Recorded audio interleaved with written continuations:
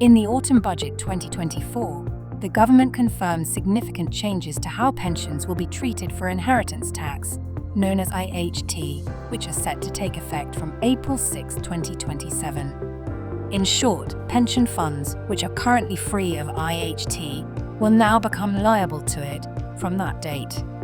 The legislation to enact these changes has now been published, meaning the new rules are set.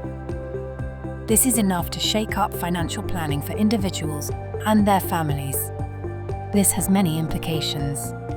We will highlight a few examples. The current rate of inheritance tax is 40%, meaning that any pension fund assets that are caught in the net could be taxed at this level.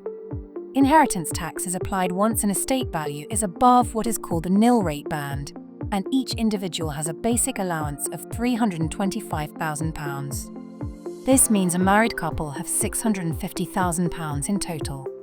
This is the basic amount where there is no liability to inheritance tax. For those people who own residential property, there is a further allowance of £175,000 per person, taking the potential total allowance to £500,000 for an individual or £1 million for a couple. All these allowances have been frozen until 2030, meaning they will stay at these levels. Let us now look at some examples. An individual married with children has the following assets in 2025, totaling £1,400,000. It is feasible that given current thresholds and assuming the spouse has no further assets of his or her own, there will currently be no liability to IHT on this estate. The combination of the thresholds being frozen and pensions being brought into the net can be explosive. For instance, if the assets and pensions funds rise by 20% by 2030. In this case, it is feasible and likely the IHT liability will be 40% of £680,000, which is a potential tax bill of £272,000. Virtually all the estate's value growth is lost to tax. It has not only created a liability where there was none before, but also a significant one. Let's now look at a situation where the further allowance of £175,000 relating to property may be impacted. This extra allowance can be reduced once total assets exceed £2 million, so the pension fund could tip the scales, not only becoming taxed in its own right, but impacting the allowance, a double whammy.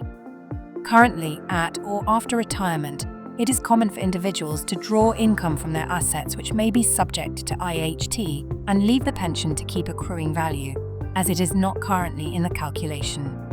Such a strategy that works well based on the current rules may not work so efficiently under the new rules after April 6, 2027. There are other impacts beyond these examples.